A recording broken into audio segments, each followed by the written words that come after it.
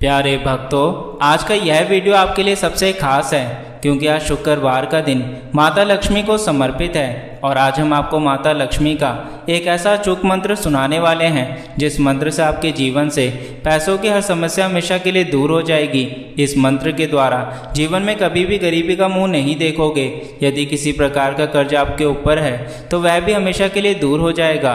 परिवार में शांति बनी रहेगी। माता लक्ष्मी के आशीर्वाद से अपने हर उस सपने को पूरा कर पाओगे जो आप अपने जीवन में पूरा करना चाहते हैं।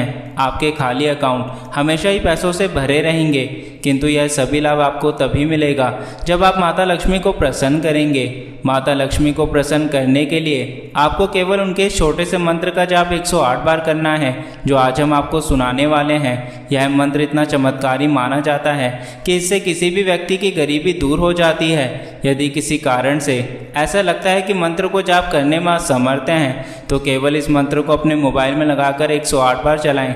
माता लक्ष्मी इससे भी आप पर प्रसन्न होकर आपको अपना आशीर्वाद देंगी। यदि आप इस मंत्र को प्रतिदिन अपने मोबाइल में सुबह शाम चलाते हैं तो आपका भाग्य आपको दिन दुगनी रात चौगनी वृद्धि करवाएगा। बस इस बात का ध्यान रखना, मंत्र को पूर्ण रूप से 108 बार चलाना है, तभी यह लाभ आपको मिलेगा। तो चलिए इस मंत्र की शुरुआत करते हैं।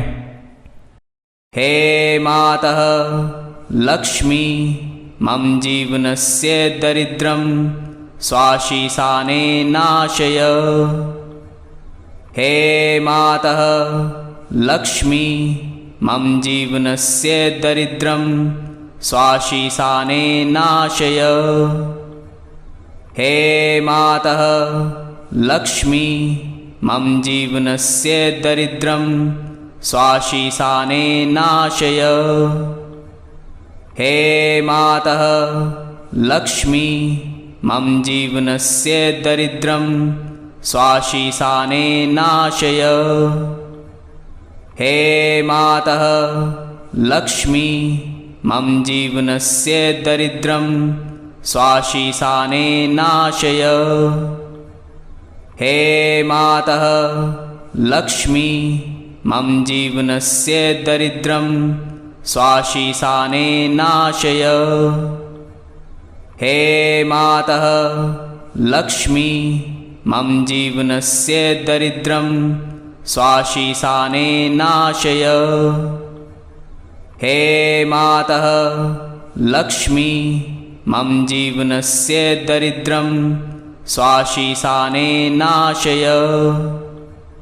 हे मातः लक्ष्मी मम जीवनस्य दरिद्रं स्वाशीसाने नाशय। हे मातः लक्ष्मी मम जीवनस्य दरिद्रं स्वाशीसाने नाशय। हे मातः लक्ष्मी मम जीवनस्य दरिद्रं स्वाशीसाने नाशय। हे मातः लक्ष्मी मम जीवनस्य दरिद्रं स्वाशीसाने नाशय। हे मातः लक्ष्मी मम जीवनस्य दरिद्रं स्वाशीसाने नाशय। हे मातः लक्ष्मी मम जीवनस्य दरिद्रं स्वाशीसाने नाशय। हे मातः लक्ष्मी मम जीवनस्य दरिद्रं स्वाशीसाने नाशय। हे मातः लक्ष्मी मम जीवनस्य दरिद्रं स्वाशीसाने नाशय। हे मातः लक्ष्मी मम जीवनस्य दरिद्रं स्वाशीसाने नाशय। हे मातः लक्ष्मी मम जीवनस्य दरिद्रं स्वाशीसाने नाशय। हे मातः लक्ष्मी मम जीवनस्य दरिद्रं स्वाशीसाने नाशय। हे मातः लक्ष्मी मम जीवनस्य दरिद्रं स्वाशीसाने नाशय। हे मातः लक्ष्मी मम जीवनस्य दरिद्रं स्वाशीसाने नाशय। हे मातः लक्ष्मी मम जीवनस्य दरिद्रं स्वाशीसाने नाशय। हे मातः लक्ष्मी मम जीवनस्य दरिद्रं स्वाशीसाने नाशय। हे मातः लक्ष्मी मम जीवनस्य दरिद्रं स्वाशीसाने नाशय। हे मातः लक्ष्मी मम जीवनस्य दरिद्रं स्वाशीसाने नाशय। हे मातः लक्ष्मी मम जीवनस्य दरिद्रं स्वाशीसाने नाशय। हे मातः लक्ष्मी मम जीवनस्य दरिद्रं स्वाशीसाने नाशय। हे मातः लक्ष्मी मम जीवनस्य दरिद्रं स्वाशीसाने नाशय। हे मातः लक्ष्मी मम जीवनस्य दरिद्रं स्वाशीसाने नाशय। हे मातः लक्ष्मी मम जीवनस्य दरिद्रं स्वाशीसाने नाशय। हे मातः लक्ष्मी मम जीवनस्य दरिद्रं स्वाशीसाने नाशय। हे मातः लक्ष्मी मम जीवनस्य दरिद्रं स्वाशीसाने नाशय। हे मातः लक्ष्मी मम जीवनस्य दरिद्रं स्वाशीसाने नाशय। हे मातः लक्ष्मी मम जीवनस्य दरिद्रं स्वाशीसाने नाशय। हे मातः लक्ष्मी मम जीवनस्य दरिद्रं स्वाशीसाने नाशय। हे मातः लक्ष्मी मम जीवनस्य दरिद्रं स्वाशीसाने नाशय। हे मातः लक्ष्मी मम जीवनस्य दरिद्रं स्वाशीसाने नाशय। हे मातः लक्ष्मी मम जीवनस्य दरिद्रं स्वाशीसाने नाशय। हे मातः लक्ष्मी मम जीवनस्य दरिद्रं स्वाशीसाने नाशय। हे मातः लक्ष्मी मम जीवनस्य दरिद्रं स्वाशीसाने नाशय। हे मातः लक्ष्मी मम जीवनस्य दरिद्रं स्वाशीसाने नाशय। हे मातः लक्ष्मी मम जीवनस्य दरिद्रं स्वाशीसाने नाशय। हे मातः लक्ष्मी मम जीवनस्य दरिद्रं स्वाशीसाने नाशय। हे मातः लक्ष्मी मम जीवनस्य दरिद्रं स्वाशीसाने नाशय। हे मातः लक्ष्मी मम जीवनस्य दरिद्रं स्वाशीसाने नाशय। हे मातः लक्ष्मी मम जीवनस्य दरिद्रं स्वाशीसाने नाशय। हे मातः लक्ष्मी मम जीवनस्य दरिद्रं स्वाशीसाने नाशय। हे मातः लक्ष्मी मम जीवनस्य दरिद्रं स्वाशीसाने नाशय। हे मातः लक्ष्मी मम जीवनस्य दरिद्रं स्वाशीसाने नाशय। हे मातः लक्ष्मी मम जीवनस्य दरिद्रं स्वाशीसाने नाशय। हे मातः लक्ष्मी मम जीवनस्य दरिद्रं स्वाशीसाने नाशय। हे मातः लक्ष्मी मम जीवनस्य दरिद्रं स्वाशीसाने नाशय। हे मातः लक्ष्मी मम जीवनस्य दरिद्रं स्वाशीसाने नाशय। हे मातः लक्ष्मी मम जीवनस्य दरिद्रं स्वाशीसाने नाशय। हे मातः लक्ष्मी मम जीवनस्य दरिद्रं स्वाशीसाने नाशय। हे मातः लक्ष्मी मम जीवनस्य दरिद्रं स्वाशीसाने नाशय। हे मातः लक्ष्मी मम जीवनस्य दरिद्रं स्वाशीसाने नाशय। हे मातः लक्ष्मी मम जीवनस्य दरिद्रं स्वाशीसाने नाशय। हे मातः लक्ष्मी मम जीवनस्य दरिद्रं स्वाशीसाने नाशय। हे मातः लक्ष्मी मम जीवनस्य दरिद्रं स्वाशीसाने नाशय। हे मातः लक्ष्मी मम जीवनस्य दरिद्रं स्वाशीसाने नाशय। हे मातः लक्ष्मी मम जीवनस्य दरिद्रं स्वाशीसाने नाशय। हे मातः लक्ष्मी मम जीवनस्य दरिद्रं स्वाशीसाने नाशय।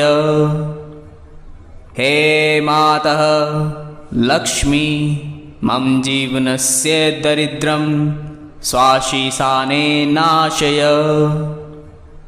हे मातः लक्ष्मी मम जीवनस्य दरिद्रं स्वाशीसाने नाशय। हे मातः लक्ष्मी मम जीवनस्य दरिद्रं स्वाशीसाने नाशय।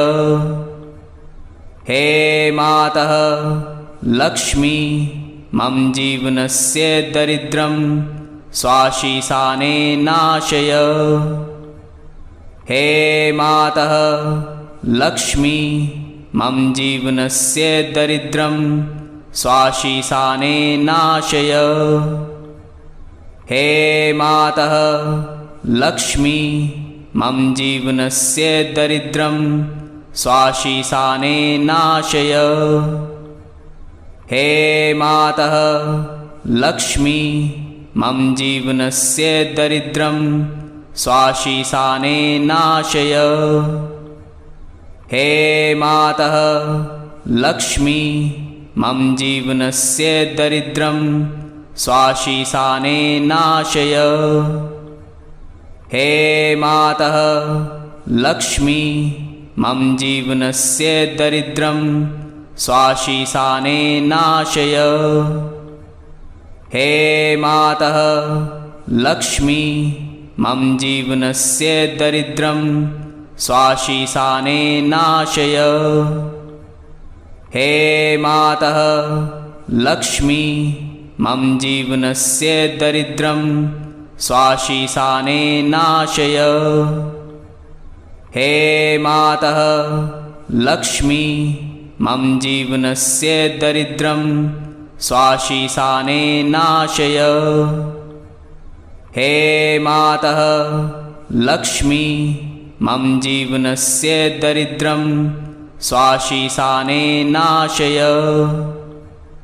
हे मातः लक्ष्मी मम जीवनस्य दरिद्रं स्वाशीसाने नाशय। हे मातः लक्ष्मी मम जीवनस्य दरिद्रं स्वाशीसाने नाशय। हे मातः लक्ष्मी मम जीवनस्य दरिद्रं स्वाशीसाने नाशय। हे मातः लक्ष्मी मम जीवनस्य दरिद्रं स्वाशीसाने नाशय। हे मातः लक्ष्मी मम जीवनस्य दरिद्रं स्वाशीसाने नाशय। हे मातः लक्ष्मी मम जीवनस्य दरिद्रं स्वाशीसाने नाशय। हे मातः लक्ष्मी मम जीवनस्य दरिद्रं स्वाशीसाने नाशय। हे मातः लक्ष्मी मम जीवनस्य दरिद्रं स्वाशीसाने नाशय। हे मातः लक्ष्मी मम जीवनस्य दरिद्रं स्वाशीसाने नाशय। हे मातः लक्ष्मी मम जीवनस्य दरिद्रं स्वाशीसाने नाशय। हे मातः लक्ष्मी मम जीवनस्य दरिद्रं स्वाशीसाने नाशय। हे मातः लक्ष्मी मम जीवनस्य दरिद्रं स्वाशीसाने नाशय।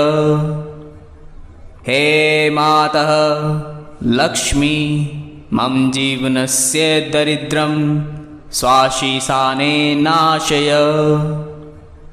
हे मातः लक्ष्मी मम जीवनस्य दरिद्रं स्वाशीसाने नाशय। हे मातः लक्ष्मी मम जीवनस्य दरिद्रं स्वाशीसाने नाशय। हे मातः लक्ष्मी मम जीवनस्य दरिद्रं स्वाशीसाने नाशय। हे मातः लक्ष्मी मम जीवनस्य दरिद्रं स्वाशीसाने नाशय। हे मातः लक्ष्मी मम जीवनस्य दरिद्रं स्वाशीसाने नाशय। हे मातः लक्ष्मी मम जीवनस्य दरिद्रं स्वाशीसाने नाशय। हे मातः लक्ष्मी मम जीवनस्य दरिद्रं स्वाशीसाने नाशय। हे मातः लक्ष्मी मम जीवनस्य दरिद्रं स्वाशीसाने नाशय। हे मातः लक्ष्मी मम जीवनस्य दरिद्रं स्वाशीसाने नाशय। हे मातः लक्ष्मी मम जीवनस्य दरिद्रं स्वाशीसाने नाशय। हे मातः लक्ष्मी मम जीवनस्य दरिद्रं स्वाशीसाने नाशय। हे मातः लक्ष्मी मम जीवनस्य दरिद्रं स्वाशीसाने नाशय। हे मातः लक्ष्मी मम जीवनस्य दरिद्रं स्वाशीसाने नाशय। हे मातः लक्ष्मी मम जीवनस्य दरिद्रं स्वाशीसाने नाशय। हे मातः लक्ष्मी मम जीवनस्य दरिद्रं स्वाशीसाने नाशय। हे मातः लक्ष्मी मम जीवनस्य दरिद्रं स्वाशीसाने नाशय। हे मातः लक्ष्मी मम जीवनस्य दरिद्रं स्वाशीसाने नाशय। हे मातः लक्ष्मी मम जीवनस्य दरिद्रं स्वाशीसाने नाशय। हे मातः लक्ष्मी मम जीवनस्य दरिद्रं स्वाशीसाने नाशय। हे मातः लक्ष्मी मम जीवनस्य दरिद्रं स्वाशीसाने नाशय। हे मातः लक्ष्मी मम जीवनस्य दरिद्रं स्वाशीसाने नाशय। हे मातः लक्ष्मी मम जीवनस्य दरिद्रं स्वाशीसाने नाशय। हे मातः लक्ष्मी मम जीवनस्य दरिद्रं स्वाशीसाने नाशय। हे मातः लक्ष्मी मम जीवनस्य दरिद्रं स्वाशीसाने नाशय। हे मातः लक्ष्मी मम जीवनस्य दरिद्रं स्वाशीसाने नाशय। हे मातः लक्ष्मी मम जीवनस्य दरिद्रं स्वाशीसाने नाशय। हे मातः लक्ष्मी मम जीवनस्य दरिद्रं स्वाशीसाने नाशय। हे मातः लक्ष्मी मम जीवनस्य दरिद्रं स्वाशीसाने नाशय। हे मातः लक्ष्मी मम जीवनस्य दरिद्रं स्वाशीसाने नाशय। हे मातः लक्ष्मी मम जीवनस्य दरिद्रं स्वाशीसाने नाशय। हे मातः लक्ष्मी मम जीवनस्य दरिद्रं स्वाशीसाने नाशय। हे मातः लक्ष्मी मम जीवनस्य दरिद्रं स्वाशीसाने नाशय। हे मातः लक्ष्मी मम जीवनस्य दरिद्रं स्वाशीसाने नाशय। हे मातः लक्ष्मी मम जीवनस्य दरिद्रं स्वाशीसाने नाशय। हे मातः लक्ष्मी मम जीवनस्य दरिद्रं स्वाशीसाने नाशय। हे मातः लक्ष्मी मम जीवनस्य दरिद्रं स्वाशीसाने नाशय। हे मातः लक्ष्मी मम जीवनस्य दरिद्रं स्वाशीसाने नाशय। हे मातः लक्ष्मी मम जीवनस्य दरिद्रं स्वाशीसाने नाशय। हे मातः लक्ष्मी मम जीवनस्य दरिद्रं स्वाशीसाने नाशय।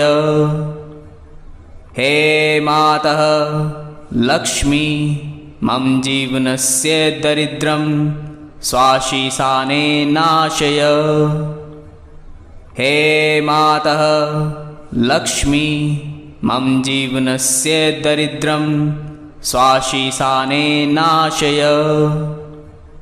हे मातः लक्ष्मी मम जीवनस्य दरिद्रं स्वाशीसाने नाशय। हे मातः लक्ष्मी मम जीवनस्य दरिद्रं स्वाशीसाने नाशय। हे मातः लक्ष्मी मम जीवनस्य दरिद्रं स्वाशीसाने नाशय। हे मातः लक्ष्मी मम जीवनस्य दरिद्रं स्वाशीसाने नाशय। हे मातः लक्ष्मी मम जीवनस्य दरिद्रं स्वाशीसाने नाशय। हे मातः लक्ष्मी मम जीवनस्य दरिद्रं स्वाशीसाने नाशय। हे मातः लक्ष्मी मम जीवनस्य दरिद्रं स्वाशीसाने नाशय। हे मातः लक्ष्मी मम जीवनस्य दरिद्रं स्वाशीसाने नाशय। हे मातः लक्ष्मी मम जीवनस्य दरिद्रं स्वाशीसाने नाशय। हे मातः लक्ष्मी मम जीवनस्य दरिद्रं स्वाशीसाने नाशय। हे मातः लक्ष्मी मम जीवनस्य दरिद्रं स्वाशीसाने नाशय। हे मातः लक्ष्मी मम जीवनस्य दरिद्रं स्वाशीसाने नाशय। हे मातः लक्ष्मी मम जीवनस्य दरिद्रं स्वाशीसाने नाशय।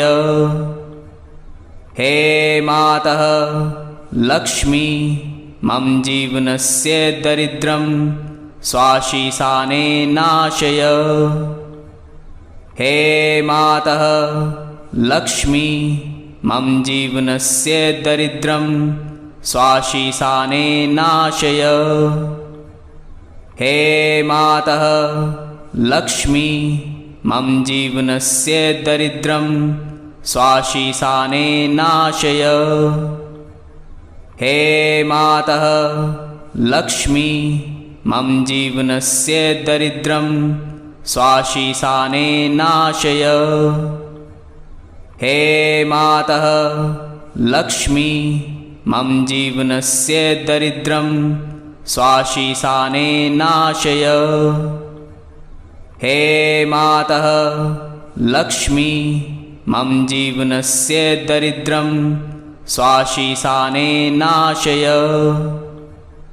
हे मातः लक्ष्मी मम जीवनस्य दरिद्रं स्वाशीसाने नाशय। हे मातः लक्ष्मी मम जीवनस्य दरिद्रं स्वाशीसाने नाशय।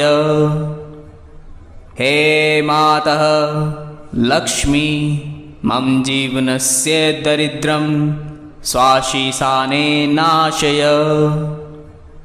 हे मातः लक्ष्मी मम जीवनस्य दरिद्रं स्वाशीसाने नाशय। हे मातः लक्ष्मी मम जीवनस्य दरिद्रं स्वाशीसाने नाशय। हे मातः लक्ष्मी मम जीवनस्य दरिद्रं स्वाशीसाने नाशय। हे मातः लक्ष्मी मम जीवनस्य दरिद्रं स्वाशीसाने नाशय। हे मातः लक्ष्मी मम जीवनस्य दरिद्रं स्वाशीसाने नाशय। हे मातः लक्ष्मी मम जीवनस्य दरिद्रं स्वाशीसाने नाशय। हे मातः लक्ष्मी मम जीवनस्य दरिद्रं स्वाशीसाने नाशय। हे मातः लक्ष्मी मम जीवनस्य दरिद्रं स्वाशीसाने नाशय। हे मातः लक्ष्मी मम जीवनस्य दरिद्रं स्वाशीसाने नाशय। हे मातः लक्ष्मी मम जीवनस्य दरिद्रं स्वाशीसाने नाशय। हे मातः लक्ष्मी मम जीवनस्य दरिद्रं स्वाशीसाने नाशय। हे मातः लक्ष्मी मम जीवनस्य दरिद्रं स्वाशीसाने नाशय। हे मातः लक्ष्मी मम जीवनस्य दरिद्रं स्वाशीसाने नाशय। हे मातः लक्ष्मी मम जीवनस्य दरिद्रं स्वाशीसाने नाशय। हे मातः लक्ष्मी मम जीवनस्य दरिद्रं स्वाशीसाने नाशय। हे मातः लक्ष्मी मम जीवनस्य दरिद्रं स्वाशीसाने नाशय। हे मातः लक्ष्मी मम जीवनस्य दरिद्रं स्वाशीसाने नाशय। हे मातः लक्ष्मी मम जीवनस्य दरिद्रं स्वाशीसाने नाशय। हे मातः लक्ष्मी मम जीवनस्य दरिद्रं स्वाशीसाने नाशय। हे मातः लक्ष्मी मम जीवनस्य दरिद्रं स्वाशीसाने नाशय। हे मातः लक्ष्मी मम जीवनस्य दरिद्रं स्वाशीसाने नाशय। हे मातः लक्ष्मी मम जीवनस्य दरिद्रं स्वाशीसाने नाशय। हे मातः लक्ष्मी मम जीवनस्य दरिद्रं स्वाशीसाने नाशय। हे मातः लक्ष्मी मम जीवनस्य दरिद्रं स्वाशीसाने नाशय। हे मातः लक्ष्मी मम जीवनस्य दरिद्रं स्वाशीसाने नाशय। हे मातः लक्ष्मी मम जीवनस्य दरिद्रं स्वाशीसाने नाशय। हे मातः लक्ष्मी मम जीवनस्य दरिद्रं स्वाशीसाने नाशय। हे मातः लक्ष्मी मम जीवनस्य दरिद्रं स्वाशीसाने नाशय। हे मातः लक्ष्मी मम जीवनस्य दरिद्रं स्वाशीसाने नाशय। हे मातः लक्ष्मी मम जीवनस्य दरिद्रं स्वाशीसाने नाशय। हे मातः लक्ष्मी मम जीवनस्य दरिद्रं स्वाशीसाने नाशय। हे मातः लक्ष्मी मम जीवनस्य दरिद्रं स्वाशीसाने नाशय। हे मातः लक्ष्मी मम जीवनस्य दरिद्रं स्वाशीसाने नाशय। हे मातः लक्ष्मी मम जीवनस्य दरिद्रं स्वाशीसाने नाशय। हे मातः लक्ष्मी मम जीवनस्य दरिद्रं स्वाशीसाने नाशय। हे मातः लक्ष्मी मम जीवनस्य दरिद्रं स्वाशीसाने नाशय। हे मातः लक्ष्मी मम जीवनस्य दरिद्रं स्वाशीसाने नाशय। हे मातः लक्ष्मी मम जीवनस्य दरिद्रं स्वाशीसाने नाशय। हे मातः लक्ष्मी मम जीवनस्य दरिद्रं स्वाशीसाने नाशय। हे मातः लक्ष्मी मम जीवनस्य दरिद्रं स्वाशीसाने नाशय। हे मातः लक्ष्मी मम जीवनस्य दरिद्रं स्वाशीसाने नाशय। हे मातः लक्ष्मी मम जीवनस्य दरिद्रं स्वाशीसाने नाशय। हे मातः लक्ष्मी मम जीवनस्य दरिद्रं स्वाशीसाने नाशय। हे मातः लक्ष्मी मम जीवनस्य दरिद्रं स्वाशीसाने नाशय। हे मातः लक्ष्मी मम जीवनस्य दरिद्रं स्वाशीसाने नाशय। हे मातः लक्ष्मी मम जीवनस्य दरिद्रं स्वाशीसाने नाशय। हे मातः लक्ष्मी मम जीवनस्य दरिद्रं स्वाशीसाने नाशय। हे मातः लक्ष्मी मम जीवनस्य दरिद्रं स्वाशीसाने नाशय। हे मातः लक्ष्मी मम जीवनस्य दरिद्रं स्वाशीसाने नाशय।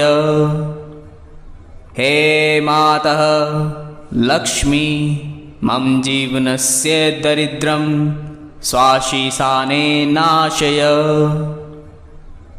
हे मातः लक्ष्मी मम जीवनस्य दरिद्रं स्वाशीसाने नाशय। हे मातः लक्ष्मी मम जीवनस्य दरिद्रं स्वाशीसाने नाशय। हे मातः लक्ष्मी मम जीवनस्य दरिद्रं स्वाशीसाने नाशय। हे मातः लक्ष्मी मम जीवनस्य दरिद्रं स्वाशीसाने नाशय। हे मातः लक्ष्मी मम जीवनस्य दरिद्रं स्वाशीसाने नाशय। हे मातः लक्ष्मी मम जीवनस्य दरिद्रं स्वाशीसाने नाशय। हे मातः लक्ष्मी मम जीवनस्य दरिद्रं स्वाशीसाने नाशय। हे मातः लक्ष्मी मम जीवनस्य दरिद्रं स्वाशीसाने नाशय। हे मातः लक्ष्मी मम जीवनस्य दरिद्रं स्वाशीसाने नाशय।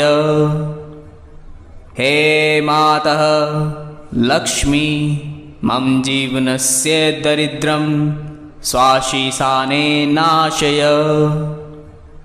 हे मातः लक्ष्मी मम जीवनस्य दरिद्रं स्वाशीसाने नाशय। हे मातः लक्ष्मी मम जीवनस्य दरिद्रं स्वाशीसाने नाशय। हे मातः लक्ष्मी मम जीवनस्य दरिद्रं स्वाशीसाने नाशय। हे मातः लक्ष्मी मम जीवनस्य दरिद्रं स्वाशीसाने नाशय। हे मातः लक्ष्मी मम जीवनस्य दरिद्रं स्वाशीसाने नाशय।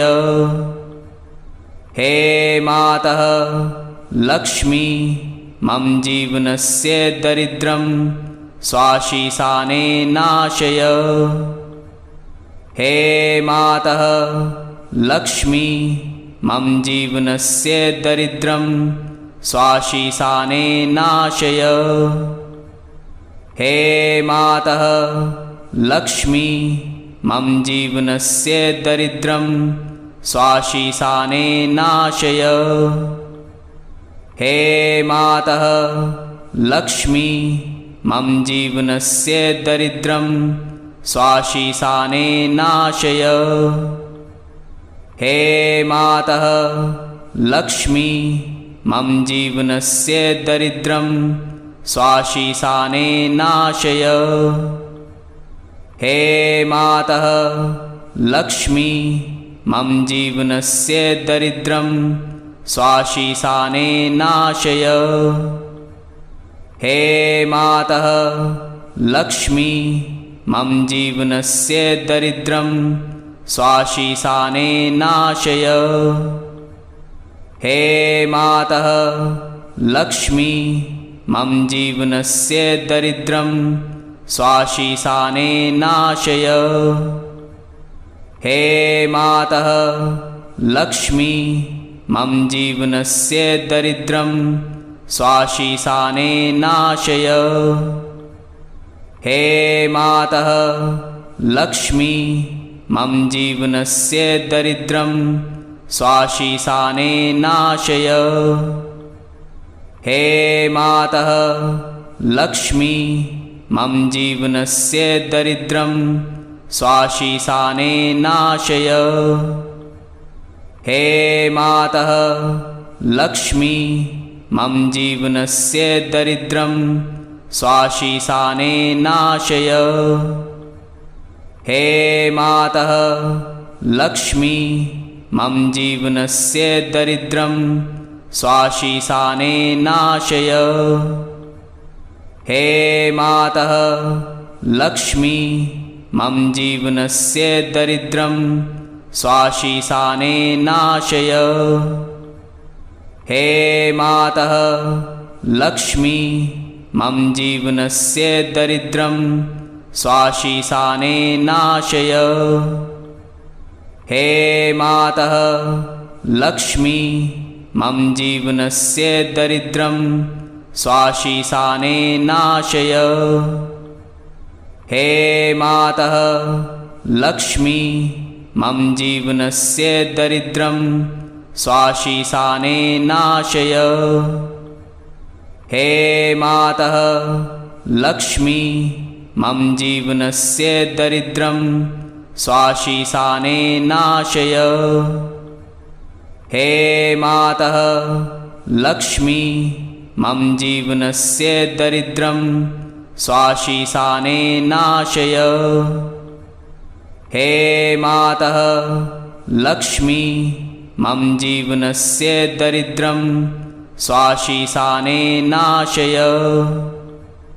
हे मातः लक्ष्मी मम जीवनस्य दरिद्रं स्वाशीसाने नाशय। हे मातः लक्ष्मी मम जीवनस्य दरिद्रं स्वाशीसाने नाशय। हे मातः लक्ष्मी मम जीवनस्य दरिद्रं स्वाशीसाने नाशय। हे मातः लक्ष्मी मम जीवनस्य दरिद्रं स्वाशीसाने नाशय। हे मातः लक्ष्मी मम जीवनस्य दरिद्रं स्वाशीसाने नाशय। हे मातः लक्ष्मी मम जीवनस्य दरिद्रं स्वाशीसाने नाशय। हे मातः लक्ष्मी मम जीवनस्य दरिद्रं स्वाशीसाने नाशय। हे मातः लक्ष्मी मम जीवनस्य दरिद्रं स्वाशीसाने नाशय। हे मातः लक्ष्मी मम जीवनस्य दरिद्रं स्वाशीसाने नाशय। हे मातः लक्ष्मी मम जीवनस्य दरिद्रं स्वाशीसाने नाशय। हे मातः लक्ष्मी मम जीवनस्य दरिद्रं स्वाशीसाने नाशय। हे मातः लक्ष्मी मम जीवनस्य दरिद्रं स्वाशीसाने नाशय। हे मातः लक्ष्मी मम जीवनस्य दरिद्रं स्वाशीसाने नाशय। हे मातः लक्ष्मी मम जीवनस्य दरिद्रं स्वाशीसाने नाशय। हे मातः लक्ष्मी मम जीवनस्य दरिद्रं स्वाशीसाने नाशय। हे मातः लक्ष्मी मम जीवनस्य दरिद्रं स्वाशीसाने नाशय। हे मातः लक्ष्मी मम जीवनस्य दरिद्रं स्वाशीसाने नाशय। हे मातः लक्ष्मी मम जीवनस्य दरिद्रं स्वाशीसाने नाशय। हे मातः लक्ष्मी मम जीवनस्य दरिद्रं स्वाशीसाने नाशय। हे मातः लक्ष्मी मम जीवनस्य दरिद्रं स्वाशीसाने नाशय। हे मातः लक्ष्मी मम जीवनस्य दरिद्रं स्वाशीसाने नाशय। हे मातः लक्ष्मी मम जीवनस्य दरिद्रं स्वाशीसाने नाशय। हे मातः लक्ष्मी मम जीवनस्य दरिद्रं स्वाशीसाने नाशय। हे मातः लक्ष्मी मम जीवनस्य दरिद्रं स्वाशीसाने नाशय। हे मातः लक्ष्मी मम जीवनस्य दरिद्रं स्वाशीसाने नाशय। हे मातः लक्ष्मी मम जीवनस्य दरिद्रं स्वाशीसाने नाशय। हे मातः लक्ष्मी मम जीवनस्य दरिद्रं स्वाशीसाने नाशय। हे मातः लक्ष्मी मम जीवनस्य दरिद्रं स्वाशीसाने नाशय। हे मातः लक्ष्मी मम जीवनस्य दरिद्रं स्वाशीसाने नाशय। हे मातः लक्ष्मी मम जीवनस्य दरिद्रं स्वाशीसाने नाशय। हे मातः लक्ष्मी मम जीवनस्य दरिद्रं स्वाशीसाने नाशय। हे मातः लक्ष्मी मम जीवनस्य दरिद्रं स्वाशीसाने नाशय।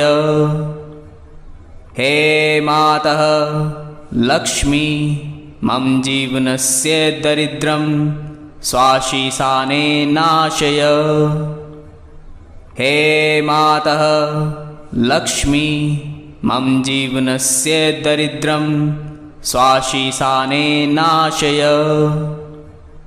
हे मातः लक्ष्मी मम जीवनस्य दरिद्रं स्वाशीसाने नाशय। हे मातः लक्ष्मी मम जीवनस्य दरिद्रं स्वाशीसाने नाशय। हे मातः लक्ष्मी मम जीवनस्य दरिद्रं स्वाशीसाने नाशय। हे मातः लक्ष्मी मम जीवनस्य दरिद्रं स्वाशीसाने नाशय। हे मातः लक्ष्मी मम जीवनस्य दरिद्रं स्वाशीसाने नाशय। हे मातः लक्ष्मी मम जीवनस्य दरिद्रं स्वाशीसाने नाशय। हे मातः लक्ष्मी मम जीवनस्य दरिद्रं स्वाशीसाने नाशय। हे मातः लक्ष्मी मम जीवनस्य दरिद्रं स्वाशीसाने नाशय। हे मातः लक्ष्मी मम जीवनस्य दरिद्रं स्वाशीसाने नाशय। हे मातः लक्ष्मी मम जीवनस्य दरिद्रं स्वाशीसाने नाशय। हे मातः लक्ष्मी मम जीवनस्य दरिद्रं स्वाशीसाने नाशय। हे मातः लक्ष्मी मम जीवनस्य दरिद्रं स्वाशीसाने नाशय। हे मातः लक्ष्मी मम जीवनस्य दरिद्रं स्वाशीसाने नाशय।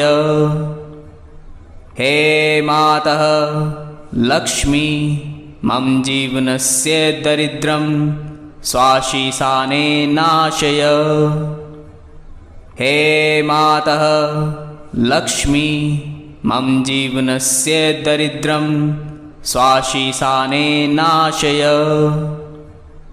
हे मातः लक्ष्मी मम जीवनस्य दरिद्रं स्वाशीसाने नाशय। हे मातः लक्ष्मी मम जीवनस्य दरिद्रं स्वाशीसाने नाशय। हे मातः लक्ष्मी मम जीवनस्य दरिद्रं स्वाशीसाने नाशय। हे मातः लक्ष्मी मम जीवनस्य दरिद्रं स्वाशीसाने नाशय। हे मातः लक्ष्मी मम जीवनस्य दरिद्रं स्वाशीसाने नाशय।